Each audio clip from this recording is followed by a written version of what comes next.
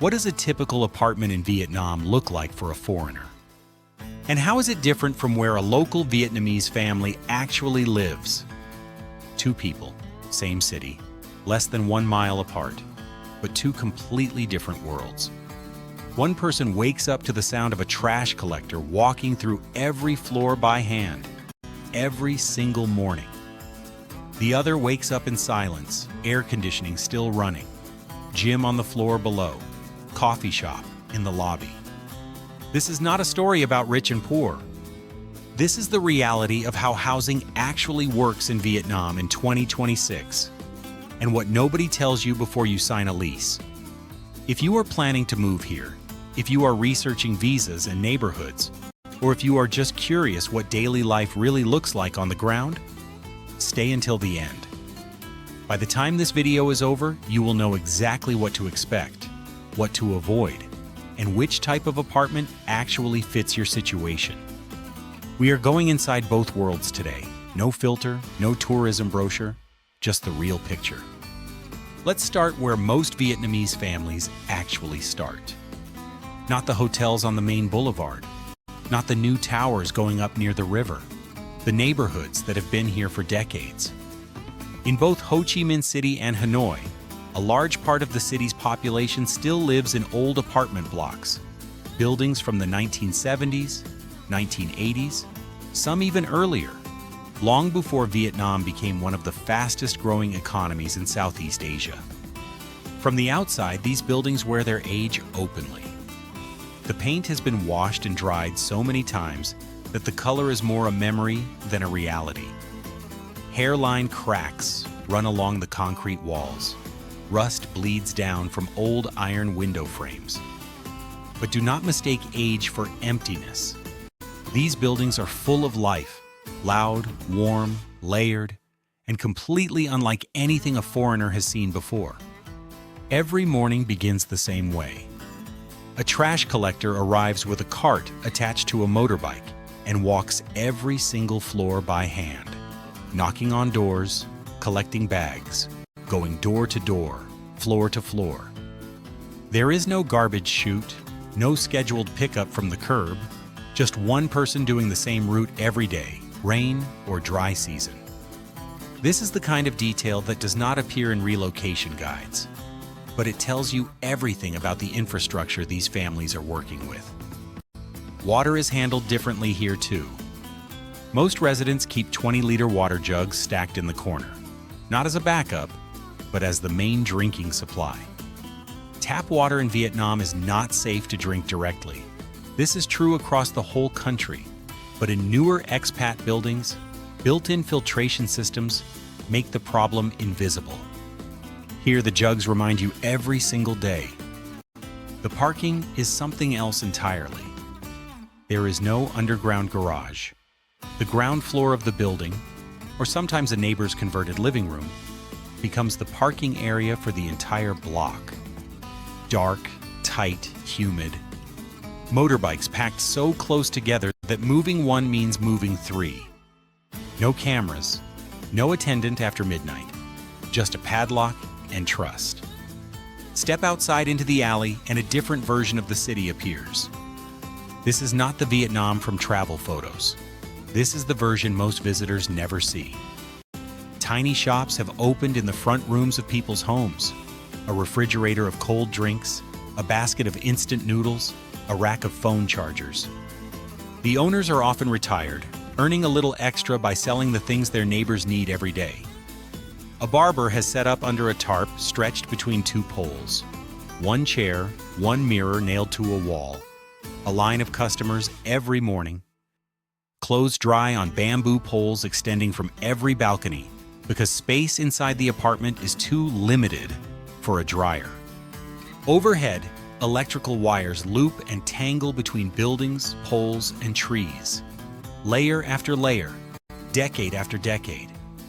It looks like chaos, but it has become one of the most photographed, most recognizable images of old Saigon and old Hanoi. And people who grew up beneath those wires feel a strange kind of comfort when they see them. Inside the apartment itself, the rooms are small.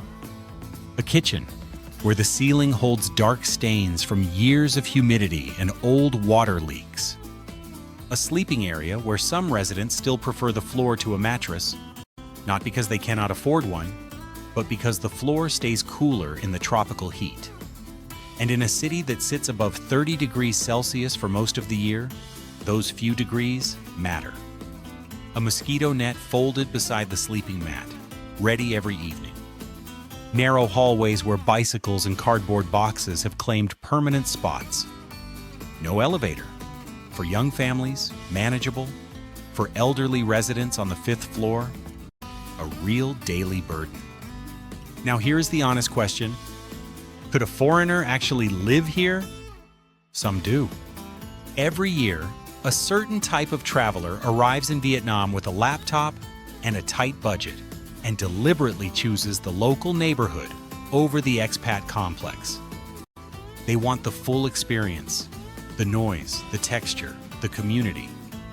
And for a month or two, it often works. Rent in these older neighborhoods runs around 3 to 5 million Vietnamese dong per month, roughly 120 to 200 US dollars. For that price, almost nothing else in Southeast Asia competes. But here is what happens next, and this is the part most videos skip entirely. The practical problems begin to stack. The landlord does not speak English. The lease contract is 5 pages of Vietnamese with no translation offered. And then comes the one that catches almost every foreigner off guard. Temporary residence registration. In Vietnam, every foreigner staying longer than 30 days is legally required to be registered at their address with the local police. This is not optional. This is not a formality. And in older neighborhoods, many landlords have never rented to a foreign tenant before. They do not know the process. Some refuse. Without proper registration, your stay exists in a legal gray zone. And that becomes a serious problem the longer you stay. Most expats who try the local experience move into a proper expat complex within 60 to 90 days. Not because the neighborhood failed them, but because the system was simply not built with foreign tenants in mind. Now let's cross the city. Less than 10 minutes by motorbike in many cases, but a completely different world. Modern expat apartment complexes in Vietnam are designed to make one thing clear the moment you arrive. You are protected here. The entrance has a security booth and a barrier arm. A guard checks every vehicle coming in.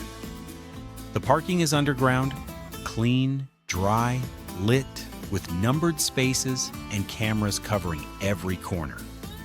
The lobby has polished floors, air conditioning, a reception desk, and an elevator that works. You check your mailbox, someone has already sorted the packages from yesterday's delivery. Inside a typical expat apartment, the first thing most people notice is how much lighter everything feels. Large windows, actual curtains, a ceiling that is not stained. The living room has a sofa, a television, a dining table, all included in the furnished rental price, which is standard across the expat market. The kitchen is the biggest single upgrade. A proper refrigerator, a washing machine built into the unit, not shared, not on the balcony. A water purifier mounted at the sink. A real cooking setup. No 20-liter water jugs in the corner. No negotiating with the landlord about which appliances are included. The bedroom has a proper mattress, a wardrobe, and an air conditioning unit that can actually keep the room cool through the night. A balcony in many units gives you a city view at night that you did not know you needed until you sit out there with a coffee in the morning. Walk downstairs and the building becomes part of your daily routine. A gym with equipment less than 3 years old, a swimming pool, sometimes 2, a rooftop garden or terrace, a convenience store for the things you forgot to buy, a coffee shop where the Wi-Fi works and the air conditioning is running at full capacity, a laundry service, a co-working room, a package pickup station.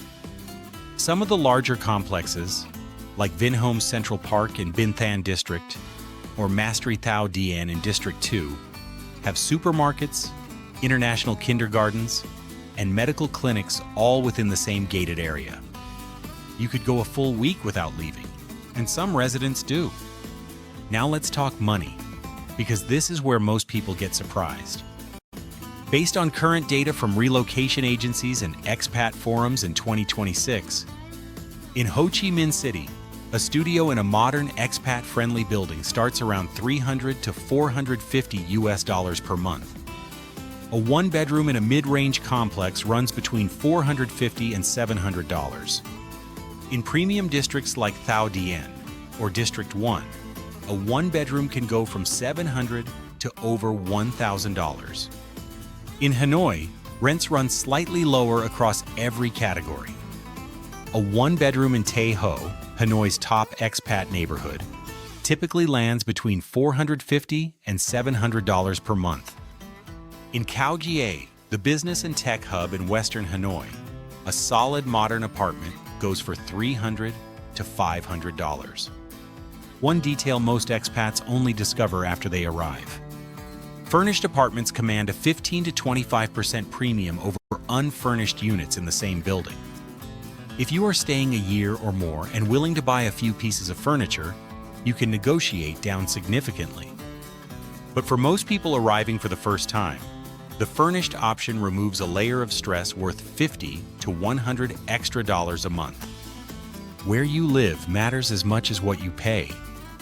In Ho Chi Minh City, the neighborhoods expats consistently choose are Thao Dien, in what used to be District 2, now part of Thu Duc City, the most international neighborhood in the entire country. More Western cafes, organic grocery stores, and international schools per square kilometer than anywhere else in Vietnam. The trade-off: Thao Dien is far from the city center, 30 to 45 minutes to District 1 during rush hour. If your work or social life is downtown, factor that in. Vinh Than is the smarter choice for many single expats and couples. Vinhome's Central Park sits right on the Saigon River. Rents run 20 to 30% lower than Thao Dien for comparable apartments. And the commute downtown is half the time.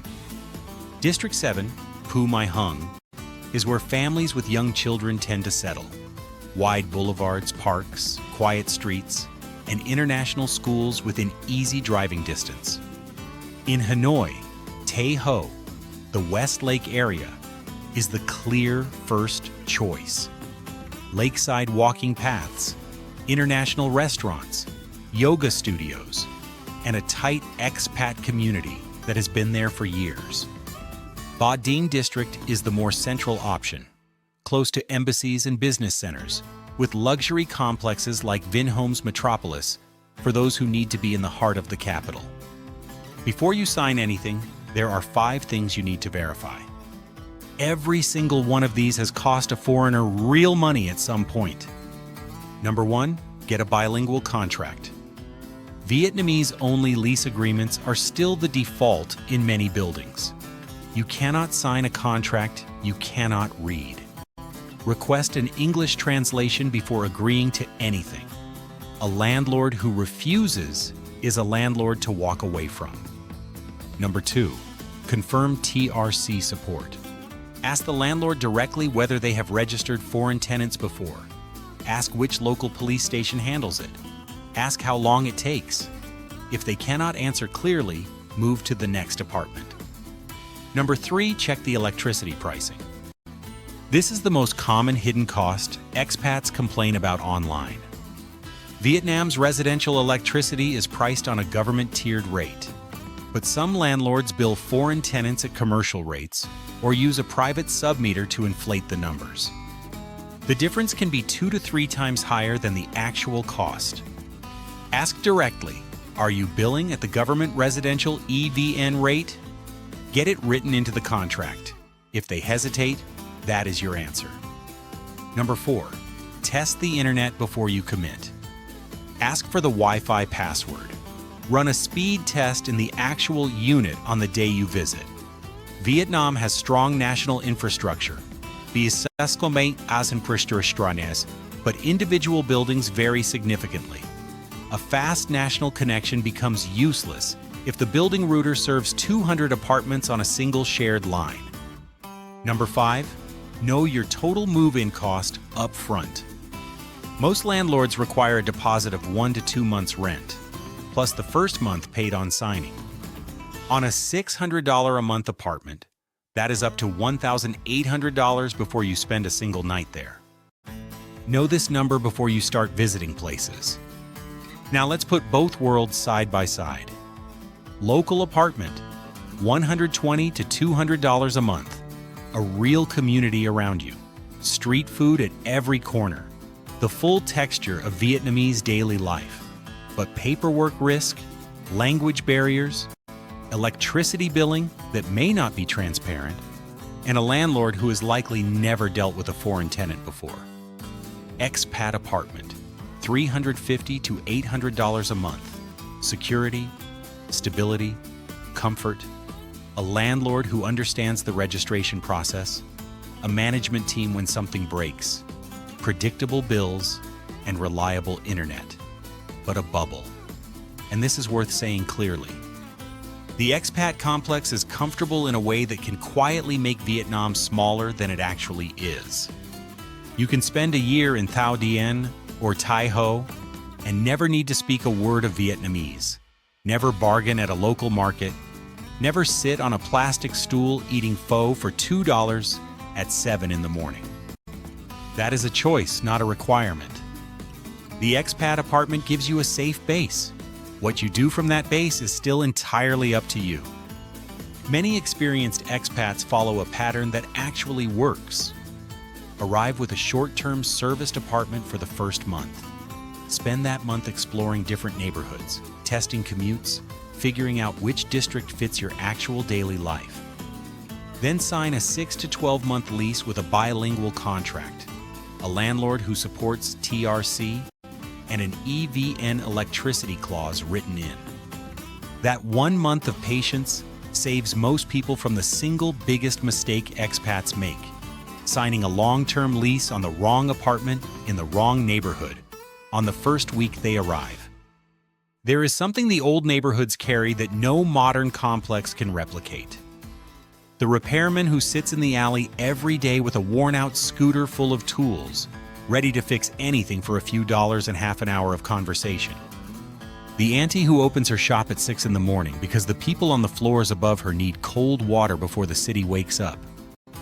The sound of motorbikes and children and cooking seeping through every wall, reminding you constantly that you are living inside a city that has been doing this for a very long time. That is not something you can access from behind a security barrier.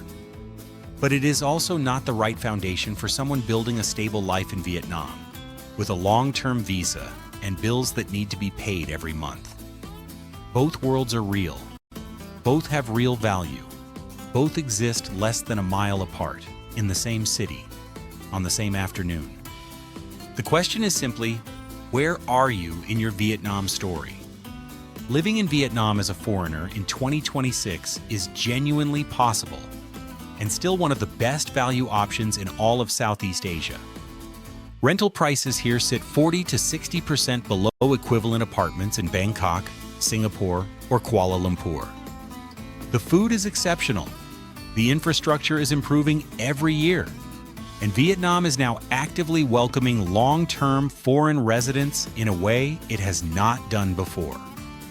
But all of that only works if you arrive with the right visa and the right information. Without a valid long-term visa, you cannot register your temporary residence, and you are always one overstay away from a problem that costs far more to fix than it would have cost to prevent. If you are still working out which visa fits your situation, the link in the description has a full guide. The digital Nomad visa, the business visa, the work permit, the investor visa, each one explained with the requirements, the costs, and the mistakes to avoid. Before you go, I want to hear from you. After seeing both sides today, which type would you actually choose? The local neighborhood, with all its warmth, chaos, and character? Or the modern expat complex, with its comfort, its security, and its very reliable air conditioning? Drop it in the comments. And if this video gave you something useful, a number you did not know, a mistake you now know to avoid, share it with someone who is making this move.